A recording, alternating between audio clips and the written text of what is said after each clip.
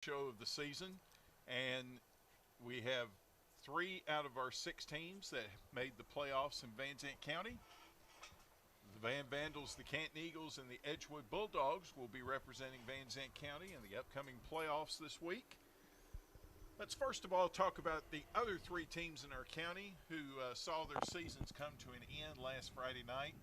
One of those teams was the Grants Lean Indians. Made a great fight to the finish. Just didn't quite get there. But Joel, I know you have some information on the Indians. They have a lot to be proud of this season. You know, it was close. You know, a few weeks ago, we'd all basically written them off. You know, we were talking about, Quitman might be their only hope at getting a win. And this past Friday night, I don't have the stats. I don't know if you have any, but I was watching the score back and forth. Mejia, once it got a little out of hand with Canton, I spent my time watching Grants and Lean, and they got ahead. They held the lead, kind of trading back and forth. And then I looked, and they were down, I think, 24-34.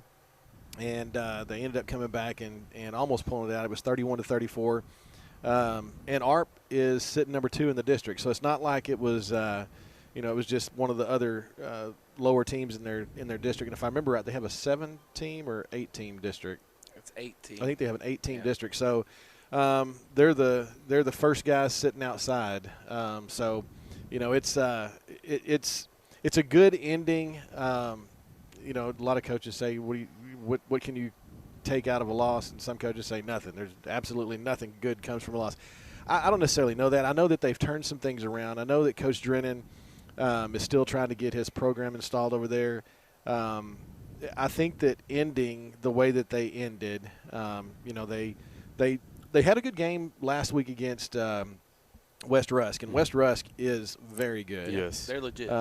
And then to almost pull this out against ARP, who's sitting number 2 in the district, I think Grants Lean has good things ahead of them. I know that, the Kendall kid, the Amaya kid, I know that and I think the Brown kid's an underclassman. They're going to be getting some of their players back, and hopefully, they can plug back in and start and stay healthy. They had some injury issues this year.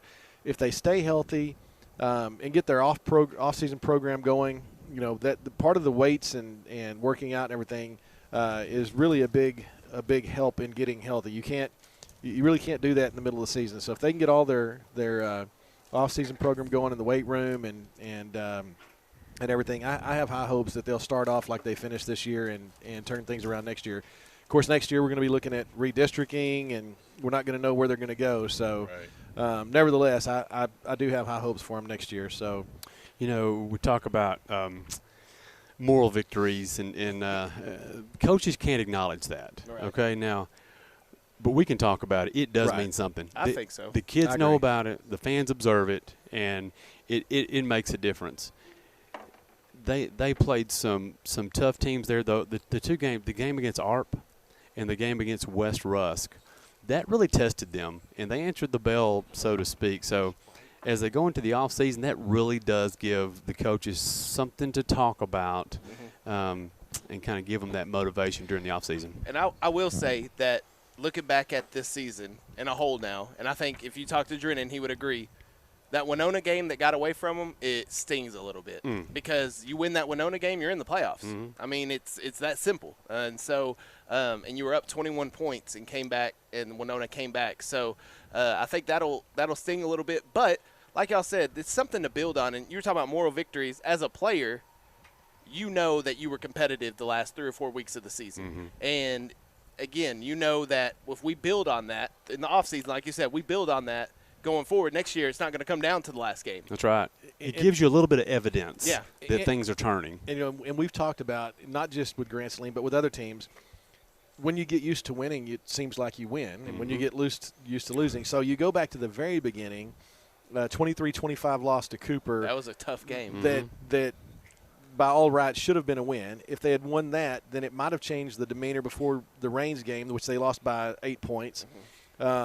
Maypearl, they didn't do that well, but then you followed up with Winona. If they had those first 3 wins out of the first 4 games, they might have had a different, especially since we saw how Harmony finished up. Unless there were a Right. lot of injuries or something in Harmony. There's a lot of injuries in Harmony.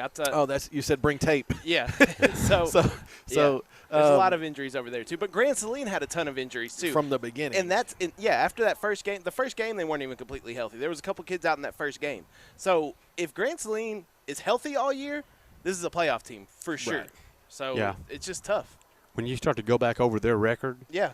and just kind of see it for what it is, it's a kind of a deceptive. What were they? What was their final record? Was it 4? 3-7. 3-7. Yeah, I think it's 3. It's a little deceptive. When you look at those games that they should have won, Mhm. and the games that they were competitive in, it's a better team than it shows on paper. And if they're We need to take Okay. a short technical break. Okay. okay. Give me just a minute. Why don't you try the boudin balls? Mm-hmm. Oh, yeah. And then talk about those just for a minute. But give me just a moment before you start talking about a sample first, and then we'll talk about it. No problem. I was waiting for a break because this could get ugly. What is this? I'm gonna go get us some napkins. Thank you. Oh man. Yep.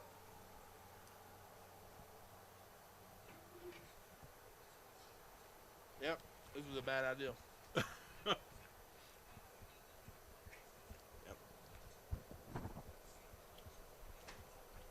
Yep. All right, guys. Real bad Y'all idea. are live again, so you can talk about what you're sampling. Oh. Well, excuse me for chewing as I'm trying to discuss this, but we have been inundated, I would have to say, with some outstanding food items here tonight at the Q and Brew. We're at the Q and Brew restaurant at the Silver Spur Resort. We are 1 mile north of Interstate 20 on Highway 19 in Canton. And Kyle, when you have the opportunity, I'm going to let you share what we have here before us. A reminder that every Tuesday night is $2 taco night, but in addition to that, Q and Brew has some monthly specials that they are wanting to get the word out about, and we're here to do that for them. And Kyle, I'll let you take over. All right, David, I'm good now. It was a little messy to begin I with. understand. So I think we got a little bit of everything. Like I'll get all three of them out here. So I'm gonna assume this is the Boss Hog right here. It's a half I pound. believe you called him that. He's Boss Hog right here. Hey, so the Boss Hog is a half-pound pork patty with jalapeno sausage, grilled onions, jalapenos, pepper jack cheese, and chipotle aioli on a brioche bun. How is it? And it I is totally endorse this. outstanding. Okay. Yes, I definitely endorse this. Now we also have the burrito, which is what I was making a huge mess of as I was eating. The burrito, it's brisket mac and cheese burrito with fried onions, pico de gallo, and chipotle aioli. I was going to ask that. That's mac and cheese. That's mac and cheese in a burrito. and brisket. Brisket. That's absolutely fantastic. That is the burrito. And we got the cue balls, which are fried brisket boudin balls stuffed with pepper jack cheese and a remoulade drizzle. Little Cajun. Yeah, it's available in a half or full order. Half orders 2 of them, and a full orders 4 of them. And for 2 of them, for 2 cue balls, it's $5.99. For 4 cue balls, it's $10.99. So I just have my mouth worked on, so there's a chance I could bite my lip and just bleed to death, but it's worth the risk. These boudin balls are delicious. So you had the boudin balls Yes. too. I had the burrito was fantastic, and y'all are munching on the Boss Hog, and it's yep, we've got y'all full over there. So I highly endorse. And now, we definitely need some of those, some napkins. Man, this food's fantastic. So these are the monthly specials for the month of November here at the Q and Brew restaurant. And I recommend all of them. Yeah, Absolutely recommend all I of them. agree. Now, they're messy. Get some napkins. But I absolutely recommend all of them. David, while we're here, do you want me to read off some of these great sponsors? Yes, and we do thank our sponsors very much. They've been with us all season long, and we very much appreciate them. Kyle, share us some information about it. Well, tonight we're sponsored by Sensible Dentistry, because life is better with a beautiful smile. They're at 1350 South Tradesday Boulevard in Canton, 903-567-2666. Dean Kubota, since 1933. Location in Wills Point at 903-873-2451. the Down Home Cafe, almost world famous. They are located at 400 West Highway 243 in Canton. Call them at 903-567-7601. Exit Realty Pro, located at 1445 South Buffalo Street. That always gets me. Located in Canton, 903-567-7777. Goods, Texaco, and Tires. They are located at 172 East Main Street in Van. They are available at 903-963-7848. Hall Chevrolet, Find New Roads, located right here in Canton, 903-567-4106. They're online at hallchevycanton.com. And the Tim James Agency, Home, Auto, Business, and Farm, at 548 West Highway 243 in Canton. Call them at 903-567-0627.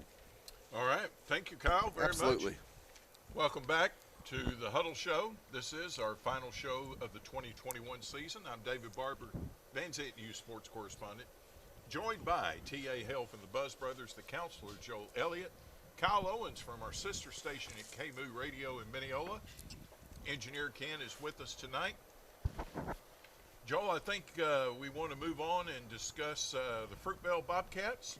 They had an opportunity to get into the playoffs. Unfortunately, things did not work out for them Friday night at home against Leverage Chapel. But what information can you share about them with us? Well, the scoreboard doesn't necessarily go along with what the statistics show here. Fruitvale lost 59-14, but when you look at the statistics on this, the teams weren't really that unevenly matched. And you have the usual suspects over in Fruitvale. You got Jason Burke and Caleb Coleman and Klein Bubgardner, all three seniors, and they're carrying the load over there. Passing, Burke and Coleman both had completions. Burke was 4 of 10, and Coleman was 2 of 6. And then rushing the ball, they had a total of 241 yards, and the three of them, had all of those yards between the three of them. So. This is the second year in a row we've had this, come down to the last game. And we knew, was it Union Hill last week? Was that? Yes. So we knew that was probably not going to happen. But I really did have a better hope for this. So this is the end of it. And, best wishes for the basketball season. And hopefully after we get some redistricting next year, we'll see what's going on. I believe that Fruitvale, at least from what I understand, is going to be back in a 6-man. If they go up, I have been told that there's a good chance that they may stay 6-man and do is it Outlaw? The Renegades. The Renegades, whatever the Outlaw schedule, whatever that is called. I heard their numbers are pretty close. Yeah, they're 1A right on the and bubble. 2A.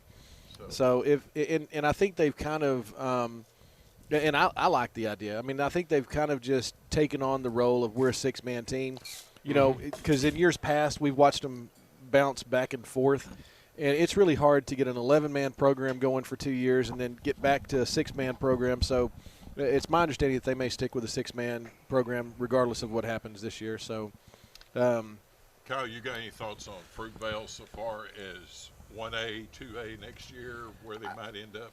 Man, if what Coach Trent Taylor told me, with not a lot of kids coming out for football already, I would assume the numbers haven't increased a whole lot. I think it would be wise for Fruitvale to stay 6-man. I think they could be more competitive in 6-man than jumping up to 2A, because it's just, if you barely have enough kids for 6-man, you're not going to have enough for 11-man. So I hope that they stay 1A, because I think they could be competitive in 1A. We saw this year they're playing a meaningful game in November. Mm-hmm. So I think that Coach Taylor has that program on the right track. I think they need to stay 1A or 6-man and then see what they can do there. I think next year, I'm calling it now. What day is it? November 9th. I'm calling it now. Fruitvale's in the playoffs next year. I got you down on record. Okay. All right. KO said it. Sounds good. It's gospel. Joel, do we want to go ahead and talk about the Wills Point Tigers? We can. It's been one of those seasons for them. There's not a lot to talk about. I mean, they, it started off slow, and just to be honest with you, they're in a district that outside of North Lamar and Wills Point is good. Mm-hmm. I mean, Quinlan Ford, I'm not sure where they are nationally right now, but I know they were up there on their rushing yards. Caddo is finishing, third in their district? And Yes. Caddo is Good. still very, very good. Mm-hmm.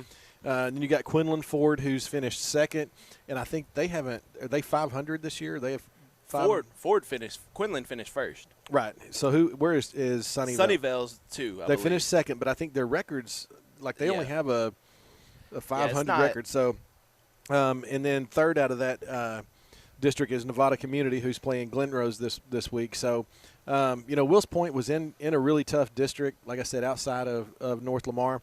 They did put up a couple of touchdowns against Caddo this past week, which that's at least something to get going here. Mm-hmm. And they improved throughout the year, but like I said, in that district, it would be hard to really improve too much. That's a really solid district. Absolutely. Sunnyvale finished 5-5 overall, Okay. but they were 4-1 in district, and then Caddo was 7-3 overall, but 3-2 in district. Community was 5-5 overall, 2-3 in district. So. Farmersville under Coach Barnes, once they get his system going in Farmersville, they're going to be scary. I think they're going to be putting up a lot of points. So yeah, it's a tough district. And with the redistricting, the thing with this with the realignment coming up is that you never know what the UIL is going to do. For years, I've wondered how come Grand Saline and Edgewood aren't in the same district when they're 10 miles apart. So they send Edgewood off west and they keep Grand Saline local. So. You never know what the UIL is going to do, but I would figure with Wills Point, with the numbers staying similar, they're going to be in a similar district. Maybe add a team or two, but And think about this: get rid of Mahia out of our district, put Wills Point in. They're a playoff contender, like it or not. Right. I mean, in this district, Right, you've got a 2-8 that's going, and a 1-9, or a team that's 0-10 that could have easily been 1-9 and in. So, and who knows where it's going to be next year. And I know that it's been tough. It's like we said last week with the new system that he's got coming in. And I don't think anybody suffered from COVID like Wills Point did last year. I mean, to just have to take complete and total time off from football, school, and everything was tough. And then this year it just never got rolling. And, hopefully when they come in next year, get a new district and get more kids to come out and play. And that's a big part of it, is just getting the kids in the halls that should be playing football out on the football field and playing. And I've heard the 8th grade team, the 8th grade bunch is a really talented group for what that's worth. Some of the younger kids coming up are players. Wills Point, is my understanding, in 3 years, 3 different offensive coordinators and 3 different defensive coordinators in 3 years. that's tough. Wow, that is tough. And with Wills Point, you're talking about kids out of the halls. Look at Quitman. Quitman finally got some kids out of the halls that hadn't been playing football. They win 4 games this year. Right, and there were seniors that hadn't played since either freshman or 8th grade. Yeah. So, it can happen. It's just a matter of if you get the right nucleus to come together and go, you know what, we're going to make it happen this year. And there's only so much coaches can do. The kids have to want to do it themselves. And if they can get a movement going, a revival, if you will, over in Wilson, because 3 years ago, or two seasons ago, 2 years ago right now, they won district. So, I mean, it's there. I remember 4 or 5 years ago, we were covering them in the playoffs at Royce City when they're playing Caddo Mills. Yeah, right. Yeah. So they've been good. And I used to play, when going to Lindo, we used to play them every year. So I knew Wills Point, they've always been a tough team. And one thing they didn't like this year was effort. The effort's always there. Right. It's just the payoff of the effort has not been there, but the effort's there. So that's one thing that good you can say about Coach Pointer. He's got the effort there. That's right. They were just just always down. He's always had nothing but great things to say about the effort and the kids, believing and working hard. So, it's just a matter of getting this thing up off the ground and running and getting the kids back in. And if their junior high's doing good and they're running the same system, Yes. and and that is kind of a big deal. Once you've been running the same thing through junior high and you get in high school, then it becomes more just reactionary instead of having to think on every play. So, hopefully they can get that going there. All right. Well, we wish Wills Point, Fruitvale, and Grand Saline the best of luck as they go into their off-season programs. But we do have 3 teams that have made the playoffs this season representing Van Zandt County, and we're going to be talking about those teams coming up after this next break. And, Kyle, let's remind everyone where we are. Okay. We're at the Q and Brew. Yes. We are at the Silver Spur Resort. We are 1 mile north of Interstate 20 on Highway 19 in Canton.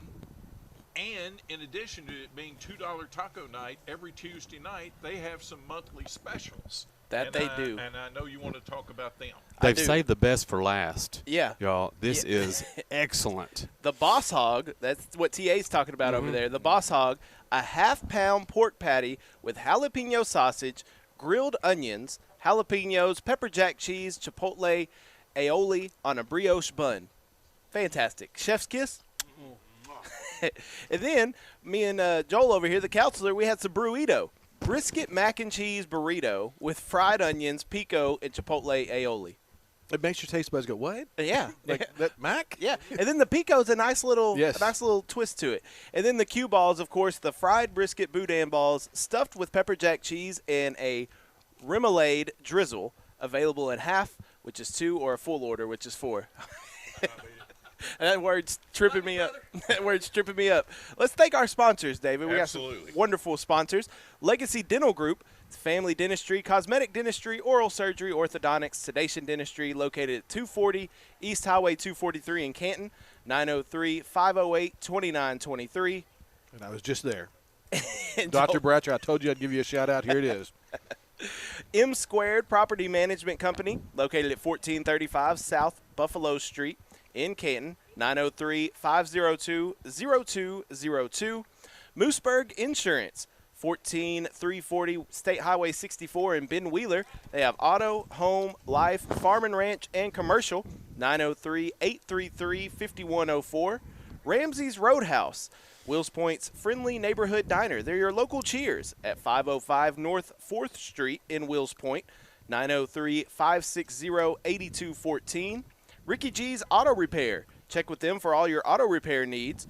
903-963-1540. They're at 215 Quail Street in Van. And Robertson Electric, located in Wills Point, 903-873-2461. That's commercial and residential air conditioning and heating service. And they give free estimates. Oh, Thank you, Kyle. absolutely. Great job. All right. Welcome back to the Huddle Show. I'm David Barber, Van Zant newspaper sports correspondent. Boy, I'm having a hard time saying that word tonight. Good thing your word is in. That's like remoulade. That's right, remoulade. Yeah.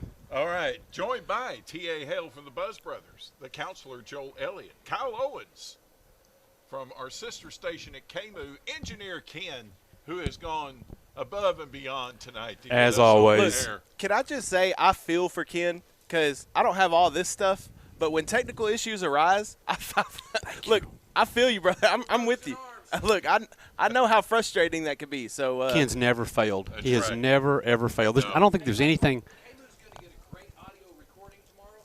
Just tonight, the live version is a little muddled. That they could like shut the internet down, and Ken would Ken find a figured it way. out. He'd just find a way to get us Little on. silicone baling Yeah. wire, Something. duct tape. Something. We'd be running. hold his arm up in the air for an antenna. Yeah. Yeah. That's right. Junior, get it up. Well, gentlemen, we have 3 teams in Van Zant County that have made the playoffs. Their seasons continue, a very exciting time for them. One of those teams is the Edgewood Bulldogs. And I would say if any team is coming in on a roll into the playoffs, it's the Edgewood Bulldogs. Aren't they? They have really rolled lately. Ever since the loss to Palmer, I didn't do the math on the last game, but they're something like 130 something to 14, I think, against their opponents combined. So congratulations to Coach Guerra on his first year. 7 wins, 5-1 in district, got the number 2 spot there. So great start for him. They've got the Leonard. They were open last week, of course. Yes. We talked about that. So they've had a little time to regroup and kind of reflect on things and get ready for the Leonard Tigers. 8-2, the 3 spot in that district. They're 4-2 in district. That game is going to be in Sulphur Springs Friday, 7:30. Okay.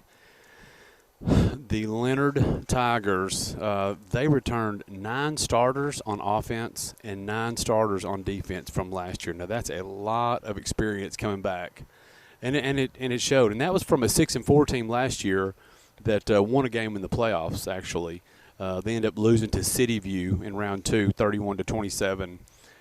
Their 2 losses in district that they had, one was to number 1 ranked Gunter, and the other one was to number 17 ranked Bells. So their only 2 losses were against super, super worthy opponents.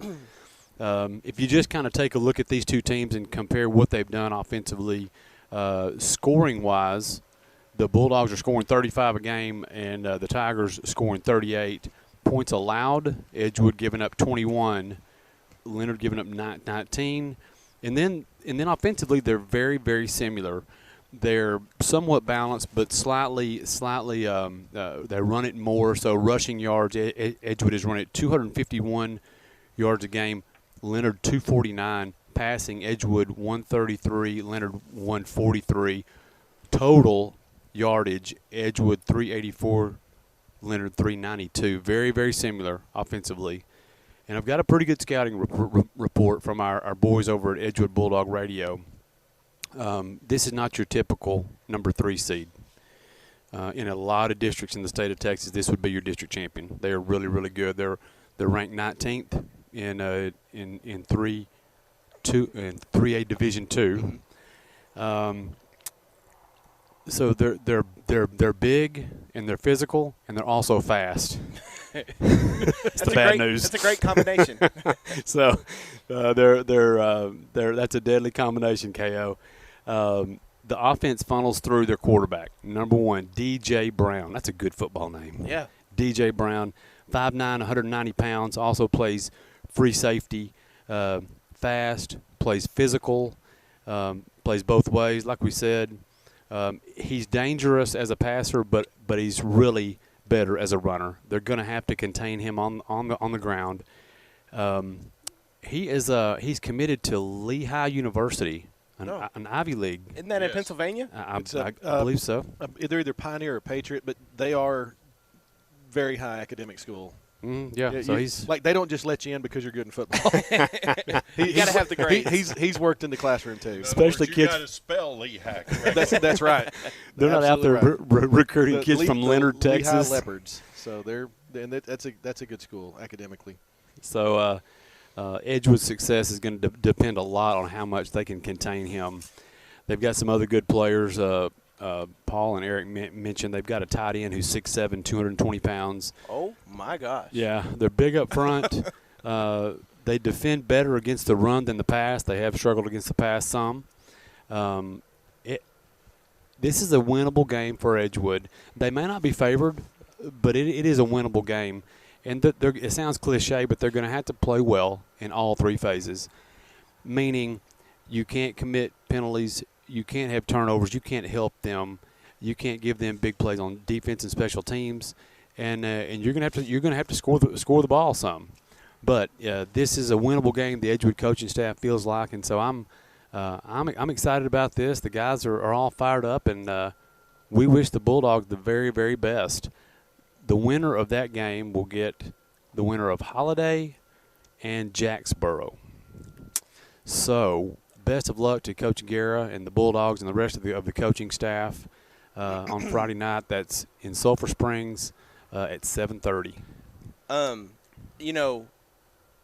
I would be curious to know, and maybe has Edgewood faced a mobile quarterback like Leonard has this season, and how they did against them? That's a good question. Yeah, I'm not sure, but yeah, if they could shut down the quarterback, then I think Edgewood's going to have to score and have a penalty-free or not turnover-free game. That's right. Yeah, they're going to have to stay. But just looking at the bracket, we like to look ahead. Sure. Now, Holiday's the 4th-ranked team in the state. So you get past this game, you're probably going to get Holiday. Definitely not an easy task. But looking past that, maybe till the 4th round would be the next tough. I think these first 2 games are going to be real tough. Yeah. And, David, we talked about it last night. This is a toss-up game, I feel like. I think it could go either way. And But before I make my pick, I want to hear what Ufi has to say later on. Well, I must say Ufi gave us nope. Well, I'll say that for the end. I don't want to spoil that. But I think Edgewood has a good chance of winning. But I was telling you last night, this is what first round games you kind of expect to, especially if you're the higher seed, to have an easier team to go against. You sure do. This is not one of those games. No. This is a 3rd or 4th round matchup that's happening this Friday night in the first round. That's tough. And if you can survive those sometimes, it gets a little softer in the next round, and luck falls your way, and the next thing you know, you've gone deeper than you thought, and it can happen. Best of luck to the Dogs, though. Absolutely. All right, guys. Well, let's talk about some more of our sponsors. Why don't you tell us some more about our specials? Tell us where we are, KO. Okay, well, we are at the Q and Brew Restaurant, which is just at the Silver Spur Resort, about 1 mile north of Interstate 20 off of Highway 19 in Canton. And they have some great monthly specials for the month of November. Try the Boss Hog, which is a half-pound pork patty with jalapeno sausage, grilled onions and jalapenos, pepper jack cheese, and chipotle aioli on a brioche bun. Or you could get the Burrito, which is brisket mac and cheese burrito with fried onions, pico, and chipotle aioli. Or try the Q balls, which are fried brisket boudin balls stuffed with pepper jack cheese in a remoulade drizzle, available in a half or full order. Don't make me read that too much more. Good. Let's thank our sponsors. Yes. Another dentist, Mill Creek Dental. They're making East Texas smile. Dr. Ann Dr. A. Duddle. A. Duddle. Yes. Dr. Ann A. Duddle. Located at 903-567. Nope, that's the number. 903-567-2207. They're located at 104 Burnett Trail in Canton. Wills Point Ford. What matters to you matters to us. Go to willspointford.com or go visit them at 618 Houston Street in Wills Point, or give them a call at 903-873-2511. How about Rick Johns with the State Farm Insurance? Located at 100 North 4th Street in Wills Point. Call them at 903-873-2858. That's auto, home, life, and health insurance. Thompson Equipment at 30387 State Highway 64 in Wills Point. 903-865-1616. Taylor Automotive, located at 27928 Highway 64 in Canton. 903-567-3948. The Higginbotham Brothers, located at 221 Texas 243 in Canton.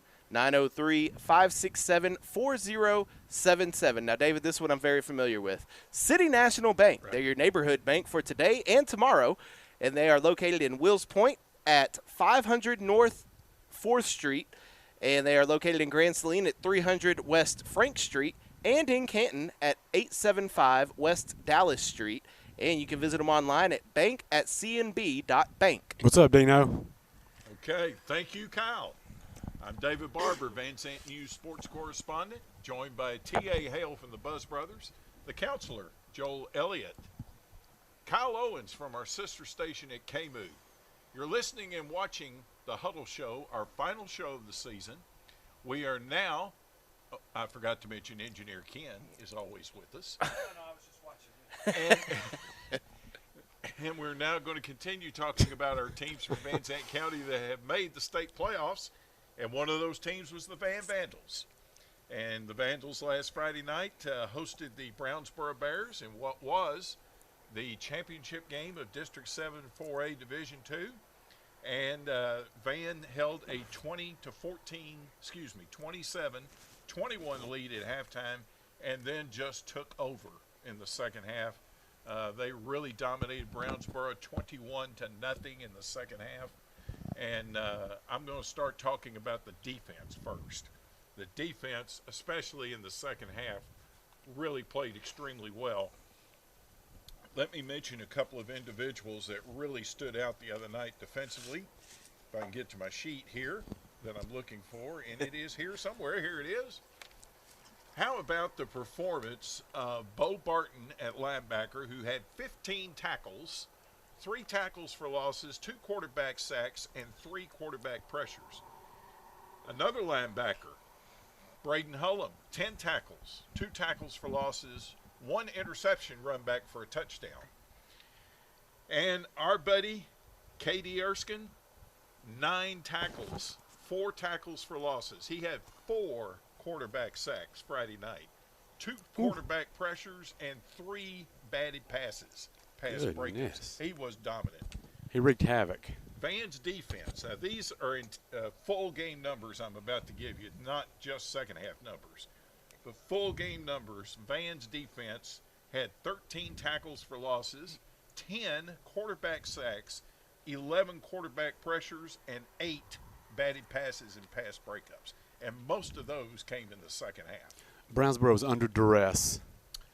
They got the quarterback under duress in the second half, something they did not do as well in the first half. But they made some adjustments at halftime, and Coach Moffitt told me that Brownsboro came out Friday night with an empty look in the backfield, which they had not shown on film previously. No. The guy they had lined up at running back, Nichols, he was lined up as a slot receiver most of the first half. Did they have any success throwing the ball in the first half? Yes, they did have success in the first half. In fact, that's basically all they did was throw the ball. Did Baker catch some balls? Well, Not let me a tell lot. you. They Let me tell had you their eye about- on him. Yes, they definitely had their eye on him.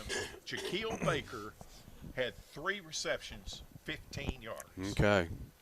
Vandals did a great job on That's how you beat Brownsboro. That's right. He's their There weapon. you go. That's right. Yep.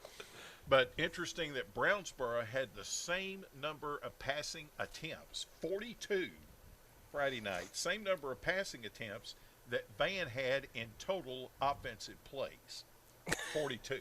Again. Brownsboro ran 66 plays from scrimmage Friday night, Van 42. Van was And very Van efficient. won by 27 points. So Didn't take them long. again, it was 27-21 at halftime. They came out the third quarter. Van's defense started being extremely aggressive in the backfield for Brownsboro, forcing the quarterback to throw before he wanted to. And he ended up throwing 2 interceptions, Yeah. one for a pick 6, and there was also a fumble. So this was about as solid a performance defensively as the second half that Van has had in several weeks. You know, kudos to the Brownsboro coaching staff for trying to mix it up. I mean, you're not going to go in there plain vanilla and compete with Van. It's just not going to happen. So you try to go in there with some deception and show Van something they weren't expecting. You know, the first 8 games of the season, they were a rushing team. Yeah. Yeah. Yeah. They showed the pass against us, but they didn't line up in an empty backfield. No. When I say us, They just didn't give it to Canton us Nichols. tonight, not Yes. Grant Saline us tonight. Right. I think, and I don't know for sure, but I think every snap except maybe a handful, they were empty. I think they only had a back in the backfield. They would motion him in and then motion him back out. Right. But actually, like a back in the backfield when the ball is snapped, maybe 5 or 6 times How all many- game. Did they hand it off any? A jet, couple. jet sweep Yeah. stuff? Yeah. Yeah, they did. I mean, if you look at their numbers, the Nichols kid for Brownsboro, he finished with 7 carries for 40 yards. He was their leading rusher. It didn't feel like that many carries. They only had 58 yards rushing as a team Yeah. for Wow. the whole night. But, you know, KO and I were talking about this last night. Brownsboro had 265 yards passing. Now, on the surface, it's like, man, that's quite a bit. Yeah. But remember, that's on 42 attempts. Yeah. So you're looking at about 6 yards per pass attempt. They weren't exactly throwing it down the field. That tells me Van did a great job of keeping Baker in front of him Right. and forcing the underneath throw. You're exactly and then right. making a tackle. Well, Brownsboro had success in the first half doing short passes, screens, bubbles, swing routes. Like, that's how they were getting the yards. Yeah. But in the second half, Jackson Rogers didn't have time, and the DBs were just flying around. It was the first half to second half looked like a completely different Van team, like defensively. Now, offensively, yes, 48 points seems like a lot. A kickoff return for a touchdown and a pick 6. So in the second half, they only put up 7 points offensively. Okay. Okay. Yeah. But and there were some missed opportunities early in the game for Yeah. Van offensively, especially right before the half. They had 4th and goal at the 3 late Oh, in the second That's quarter. not That would've- that's not normal for Van. No, it's not. Threw an incomplete pass in the end zone. So, I mean, it was a little bit of a struggle early, but it was 27-21 at halftime. Everything completely changed at halftime. Yeah. And just some offensive numbers. You know, we've gotten so used to Jackson Rainey for the Vandals having these incredible individual numbers. Well, he was 10 out of 18, 205 yards, 3 touchdowns, no interceptions. Pretty clean. We might say that was an off night. Yeah. But What's he done how lately? many quarterbacks would take that for a Yeah. day? And, Really? Alex Zaffer had 9 carries, 96 yards in the run game for the Vandals and a touchdown. But Luka Kochev led the receivers, 6 catches, 128 yards, and 3 touchdown receptions. So a solid night in the second half, especially for the Vandals as they head into the playoffs. And go ahead, Kyle. One thing I want to mention, Luka could have had probably 10 or 11 catches that night. But also, Isaiah Allred that graduated from Van a couple of years ago, he had his record broken. Luka Koshev, with those 3 touchdown receptions, has 19 touchdown receptions this season, which is a new Van school record for receiving touchdowns in a year. So, wow. Yeah. Great job by Luka. Congrats to him. He's a special player. Yes, he he really He's is. a big kid, too. Yes. Isaiah said on Twitter to Luka, he said, "Congrats on breaking my record, but you're not getting the rebound record." Vandal Hoops tweeted back, said, "We'll see about that." Yeah. Challenge accepted. There you go. There you go. Okay, well, coming up, a familiar foe for the Vandals, Liberty Ilo Leopards. They've only seen these guys now. It will be 4 times in the last 2 years. And, of course, I asked Coach Moffitt earlier in the week, I said, you ever remembered a scenario where we played team 4 times in 2 years? And he says, yes, Princeton. And I'd forgotten about yes. that. But Yes. back-to-back seasons, played them twice, won all 4 games. I remember. And if Van wins Friday night, it'll be a 4-game sweep over Liberty Ilo as well. They're going to. Now, since Van played Liberty Ilo, and remember that was a 2-point game in Texarkana, that was the night we had the adventurous center snaps early in the game. The center was out.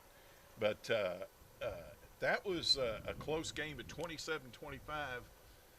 But Liberty Ilo really hasn't played that well since that game. I thought they would finish higher in the district standings than they did, but as it was, they finished 4th in the district and got beat pretty soundly by Pittsburgh last Friday night. Unexpectedly, which really. I was not expecting that. Well, those are 2 teams. It seems like who are going in different directions. Liberty Ilo's got something going on, but Pittsburgh's rolling. Yeah. And it seems like it starts with the Spring Hill game. They barely lose to Van. That's 27-25. Then you got your Paris North Lamar game. Spring Hill gets within 6. That's 21-15, and the slide kind of starts there, and then they don't win another game after that. Yeah. Oh, wow. Yeah. So it's we'll see what goes on Friday night. But as Coach Moffitt says, everything is in front of them, but nothing is behind them. That's right. That's the approach that the Vandals need to take going forward. And I believe they're going to come out and play very well Friday night against Liberty Ilo. And they are playing at Pine Tree Stadium in Longview. Friday night, 7:30 kickoff. And they will get the winner of Sunnyvale Ferris. And so it's just one week at a time for the Vandals. Everybody, there's some people I've heard in Van talk already about, well, in that 3rd round, it might be Gilmer.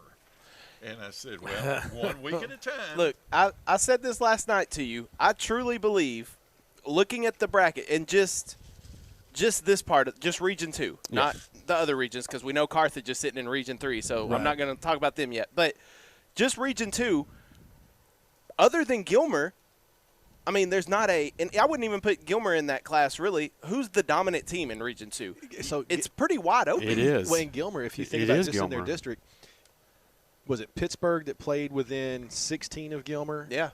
And somebody else played them closer. Was it 7? Maybe Pittsburgh was within 7. I mean, they had 2 close games in district that you just wouldn't expect Gilmer to have had. Yeah. So even Gilmer is – That's why I'm saying there's not a yeah, it's like, Van, you got Quinlan Ford over there. Canton, Pleasant Grove winner has a good chance. And I think Van has a real good shot of getting out of this district. But it also could be in the regional final, could be a Van-Canton matchup in round 4. They could work their way back. That. You weren't here last week, but we talked about that possibility, and we all agreed that if that happens, it's the biggest game played in the history of Western civilization. No argument here. Absolutely. No argument here. That's right. If all of Van Zandt County didn't show up, shame on them. Yeah, absolutely. Right. So Well- I can add to that just to kind of just add to that. The last time that a Canton sports team went on a playoff run, it started with a win over over Texarkana Pleasant Grove in basketball. Okay, and they went 3 rounds deep. And the last time they won a playoff game in football, it was on a Thursday night. Ooh. Both those things are happening. Huh? I like that. That's good. Wanted to get on record with that. Well, we're going to talk about that matchup coming up this Thursday night. But, KO, we need you to run through some more of our sponsors. Well, first, let me tell you where we are, David. Okay, please do. We are at the Q and Brew Restaurant, which is at the Silver Spur Resort, about 1 mile north of Interstate 20 on Highway 19 in Canton. And we are here every Tuesday night. Well, this is our last Tuesday night here. Our last should say. Tuesday night. It's $2 Taco Tuesday night, but as well as that, we have monthly specials. For the month of November, here at the Q and Brew Restaurant, you could get a Boss Hog, which is a half-pound pork patty with jalapeno sausage, grilled onions, jalapenos, pepper jack cheese, and chipotle aioli on a brioche bun. Or you can get the burrito, which is a brisket mac and cheese burrito with fried onions, pico, and chipotle aioli. Or you could get cue balls, which are fried brisket boudin balls stuffed with pepper jack cheese and a remoulade drizzle, available in either a half or full order.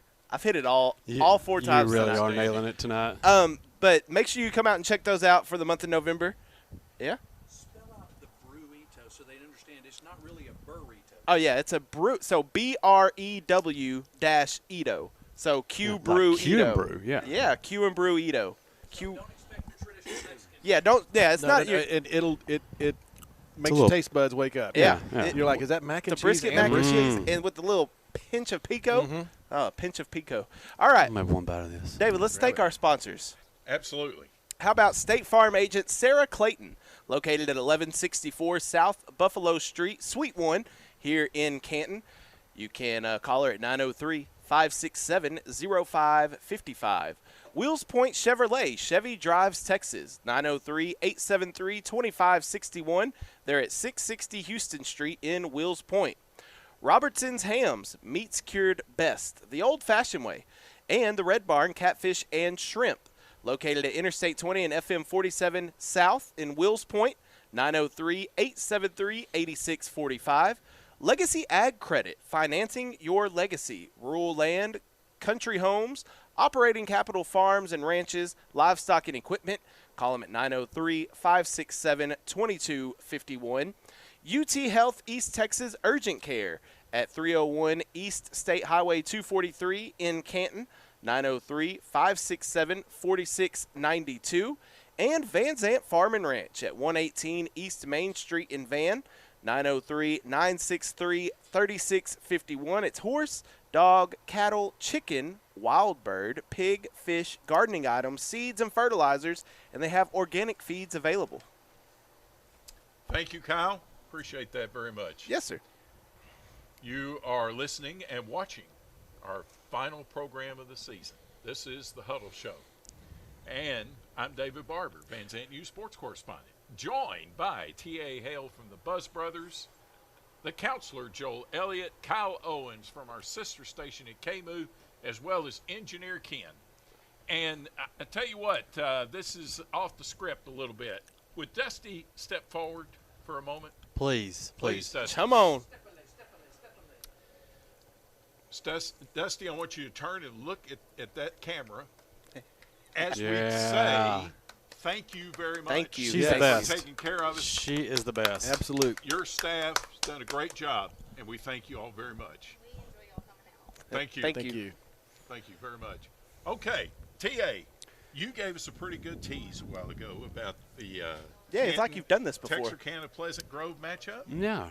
Well, Tell us more. first off, the Eagles did have a game on Friday night. Right. And I was not there. I was taking some time off. Myself and my lovely wife, Donna, also known as Mrs. Teasy, we were spending some time in Broken Bow, Oklahoma, a little time away. I was getting ready for the playoffs. Yeah. Yeah. So You're doing Joel, your research.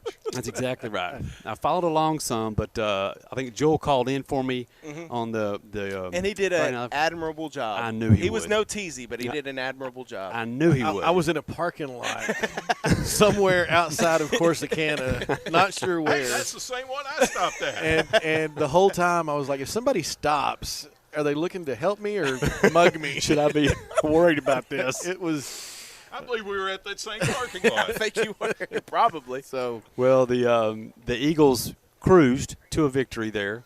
That one was at 58 to or 55 to 26. 26, something like that. Okay. So they cruised on in. So I've got some stats here.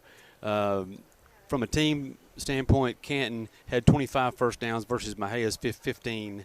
Total yardage, Canton had 566 yards. They have racked up some yards in the last several games. And they started off flat. Did in that they? Game. I mean, it was 7-0 or 7-6 in the first quarter, and it was like after the Van game, we were just kind of there for the first quarter. You could kind of expect that. And they were about to score to make it either 13-14 or 14-all at the very beginning of the second quarter. And as the guy, he's broken away from everybody. He holds the ball out to his side, a la Leon Led. No. Tootie takes it from him.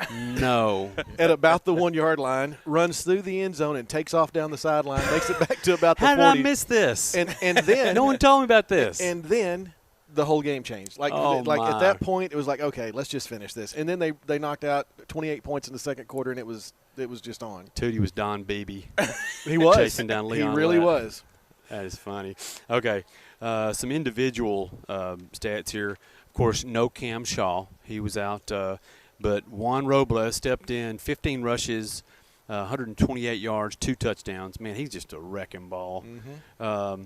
Now, this is a name that I have not heard. Luke Sams, freshman, I believe. That's Coach Sam's son. That's right. The offensive coordinator, Coach Sam's son, carried it 7 times for 74 yards. That's a good average, 10 yards a carry, and scored a touchdown. What can you tell us about him?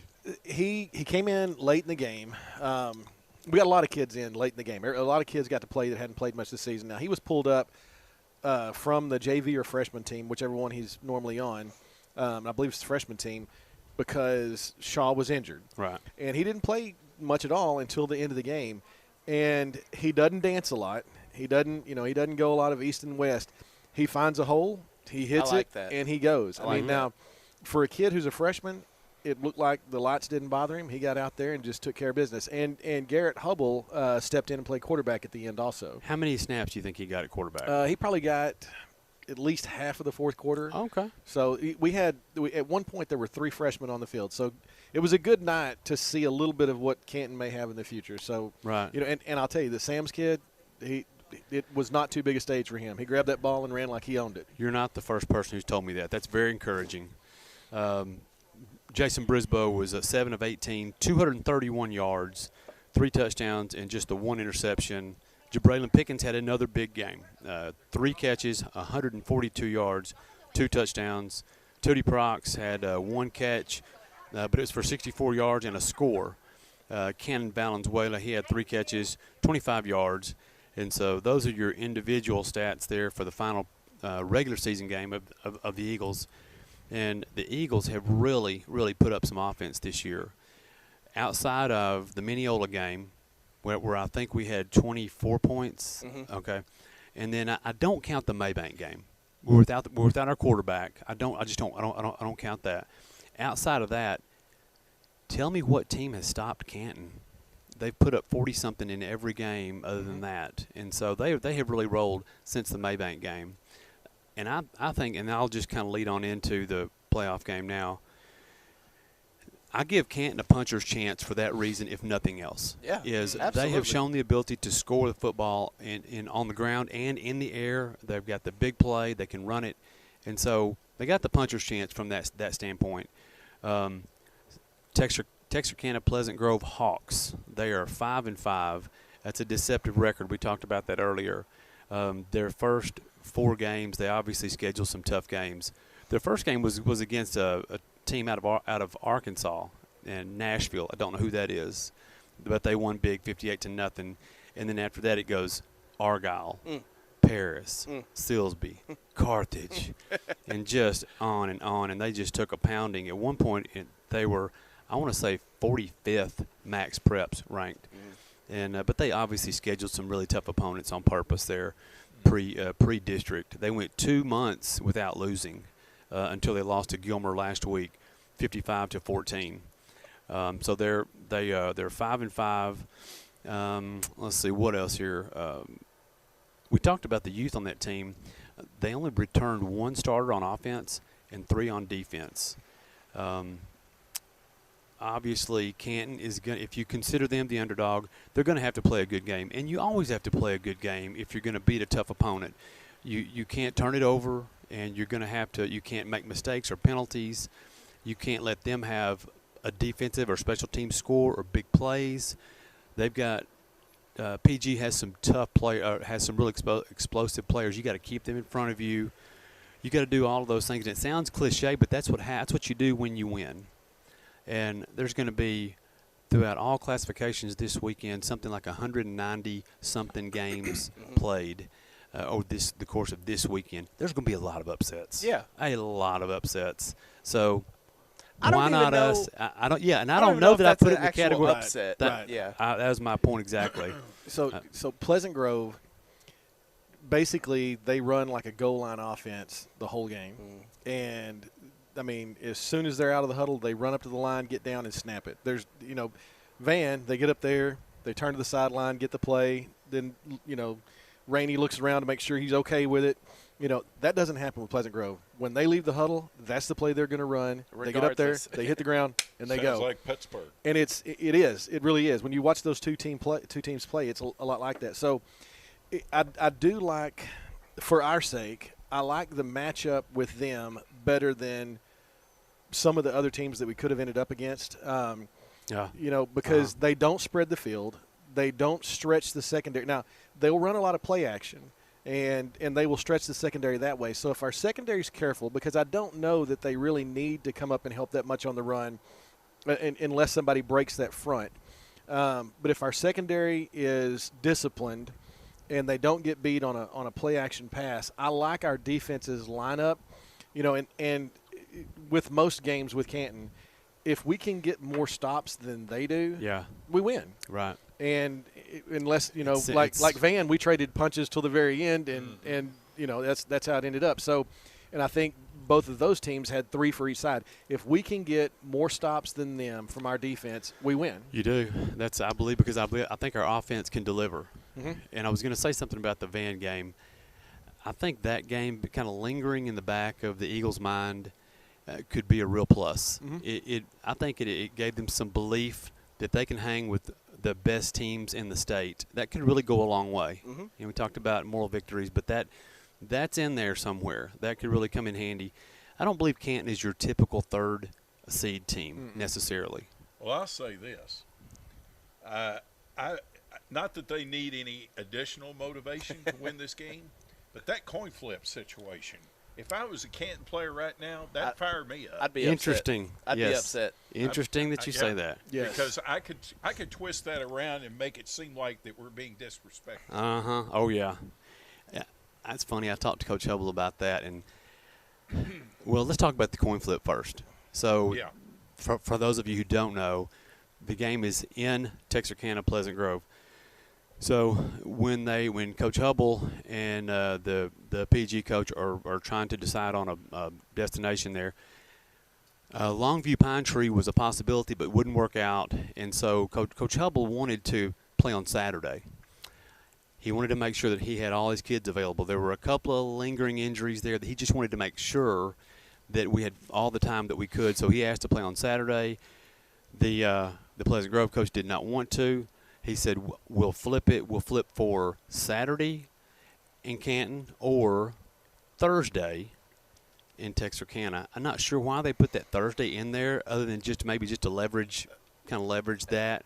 Well, and if they knew that injuries were an issue, Yeah. I don't know if they knew. took 2 days away from us. Right. Yeah, and not only that, but maybe there wasn't with all the games in the state of Texas being played on Friday, there may have not been a venue available on Friday. That's so right. it may have had to be either Thursday or Saturday. If they were looking at Pine Tree, Yeah. then Friday is unavailable, so they just marked that out. So it's either Thursday or Saturday. So Canton had the risk reward was worth it if you think about it because there were 2 positives if they had won.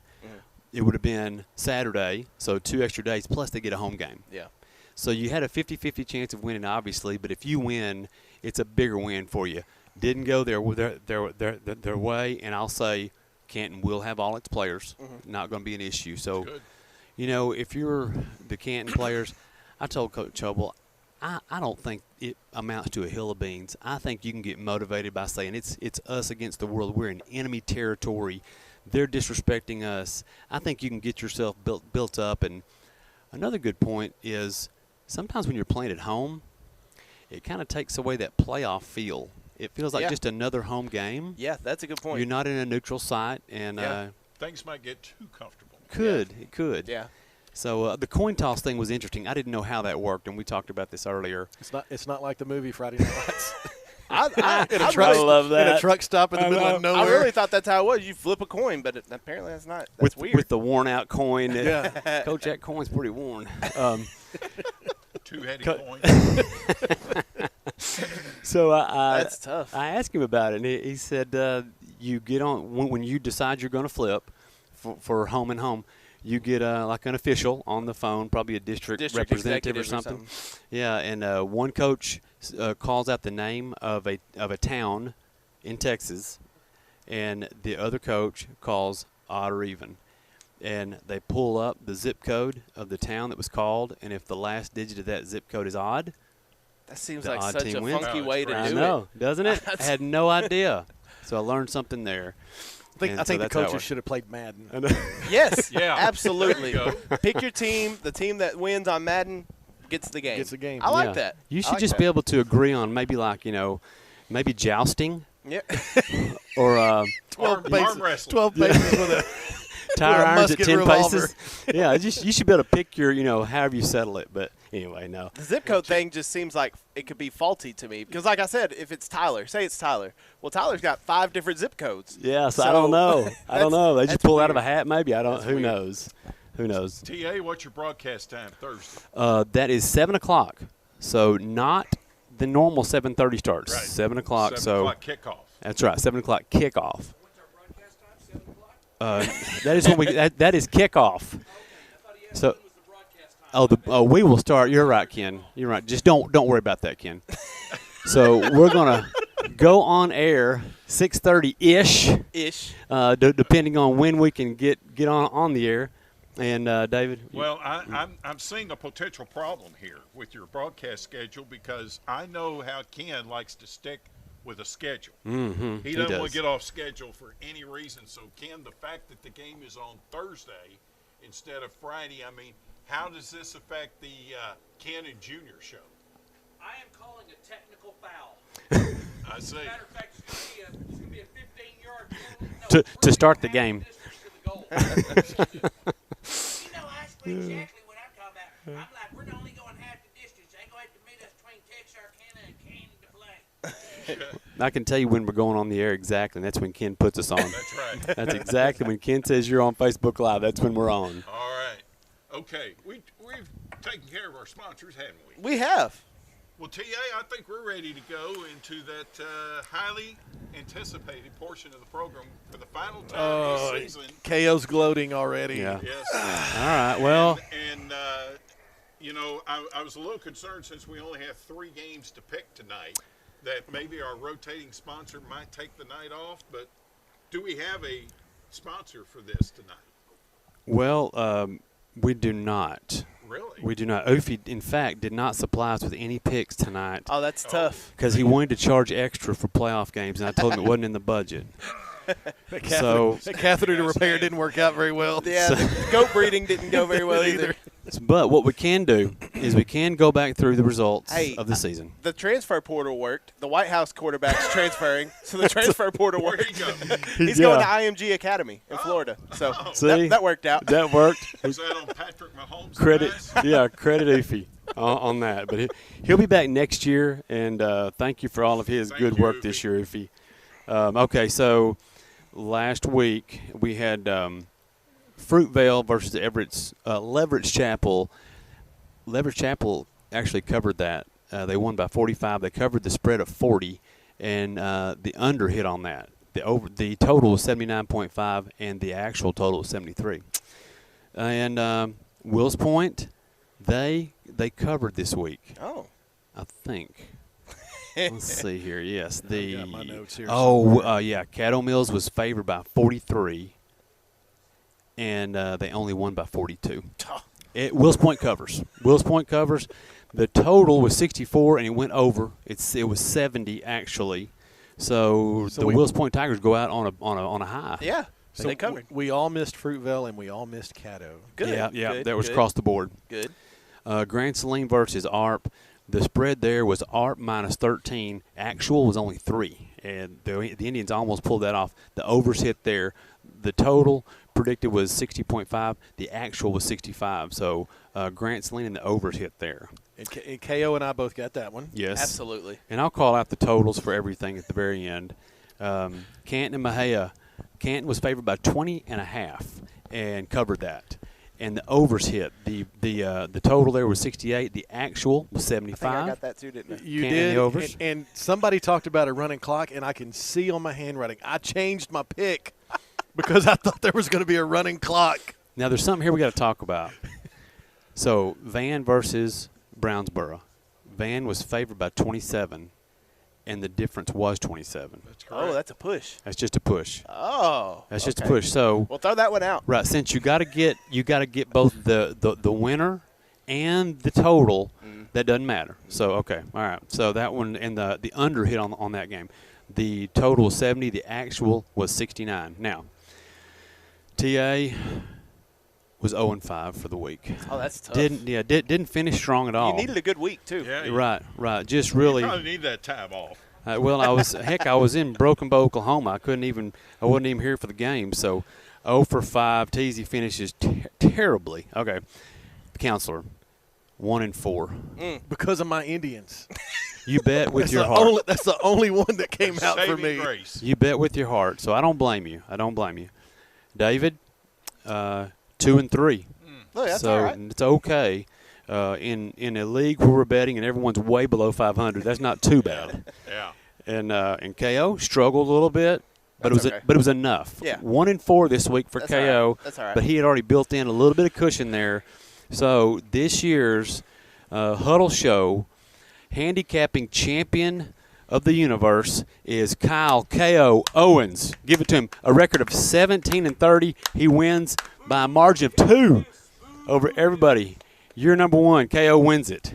Congratulations. Thanks. I don't know what you get. What do I get? I don't know what you get. A bunch of nothing. Bragging rights. You know, I listened to y'all the other day when y'all were talking about the sports pick'em over there, and was it Scott Myers that won? And he goes, Yeah. "What do I get?" And you said, "You just got it." Yeah. So, touche to you, sir.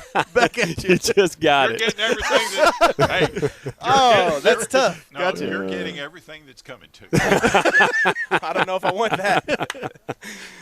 Oh, that was fun this year, And look, guys. I started It really out was. slow. I started out You slow because I did. didn't know what was going on. But now I look at games differently. When I see it at the bottom, I'm like, oh, minus 6.5? Okay. Yeah, they'll Yeah. cover that. So on 2.5 Men, remember that TV show? Charlie said, "Doesn't matter whether they win or lose. They just got to cover the spread." So I think we've ruined you, KO. Yeah. Now you're a real gambler. Don't let me go to Funny. Vegas now. I'm in trouble. Man, I'm telling you, this year has flown by. It and has. David, I was thinking about it. I believe this is our 6th year. Yes, sir. And I've enjoyed sharing this season with you guys and getting to know KO and the combining of the two stations. It's just been a great year. So I'm guessing by those final numbers that you just went over that we have all qualified for the college football playoff. Yeah, absolutely. Top 4 go. So That's right. we're all in. Hey, you know there's a song for KO, right? A song for KO? KO what? KO. KO. KO. Okay. Name is Kyle Owens, but we call him KO. Hey. What do you put that on a key? Yeah, that's right, on a drop. Congrats, KO. All right. Do we have any more business? Oh, will we by the way, I've enjoyed calling in to KMU every Friday night. Will there be a Friday night live show? Okay. That's all I We're want to done know. with that. Okay. All right. Just got to play the games. Got you. It's simple. It's simple. All right. Play the games. Hey, Uh, wait a second. Where am I going to be at this week, David? You know what, KO? I was just about to say. No, you weren't. KO, where in the world will you be Thursday night and Friday night? So on Thursday night, we'll be at Lobo Stadium in Longview for the bi-district matchup between the Harmony Eagles and the Dangerfield Tigers. Okay. On paper, it sounds, you know, Harmony's got a lot of injuries, but I think it'll be a good game. We'll also have bonus coverage of Gladewater and Bonham in Sulphur Springs on Thursday. And then Friday night, we're going to Blue Ridge, Texas, north of Farmersville. And for the 2A matchup between the Alba Golden Panthers and the Lindsay Knights, and bonus coverage of that night of Mineola and Sabine in Bullard. How does bonus coverage work? So Bonus Billy goes to the game, and during pregame, we'll call him, and he'll do a report pregame. And then throughout the game, he'll text me like detailed who reporting scored. on it. Yeah, and then halftime we call him, and he does a halftime report, and then that's it. Live reports. Yeah. Awesome. And at the end of the game, it is fun to listen to him because, I mean, it's like you're listening. He gets excited and he's going through it. Well, that's just his voice. That's always, okay. He always sounds excited. Well, and I think he and Scott Myers, I don't know if they were in the same room, but it sounded like they wanted to kill each other the other night. and y'all got off on the NFL, and I was like, what? Huh? I know. So, It's hard to rein them in once they get going. I just let them go. Yeah. We're wild horses here. Love it. Love it. All right. So all that action can be heard on 99.9 FM. That's right. KMOO. That's right. All right. What else do we have? Is that it, Mr. Engineer Ken? Is that it? All right. Guys, I just want to say thank you very much. It has been an absolute pleasure to be with you. Sorry I missed the first 2 weeks of the season. We'll let it slide. It's okay. All right. We made it somehow. Well, we did make it. You did just fine. We even made it without Engineer Ken a couple of weeks, which was the worst 2 weeks. We did. Right. It was, don't ever do that to me. Hey, it was Ken. He made it happen. Don't He ever the do that backup- to me again. The backup. He's a Cooper Rush of this show. He stepped in. He got it done. Engineer Ken, thank you. Yes, thank Absolutely. you. You've Thank done you, this Ken. for us this season. Okay, so for the final time this season, for Kyle Owens at KMOO, thank you, sir, very much. Yes, sir. The counselor, Joel Elliott, appreciate you, sir. T.A. Hale from the Buzz Brothers. I'm David Barber, Van Zant Newspapers, and for the final time this season, we want to say thank you for listening and watching. This is the Huddle Show on the B.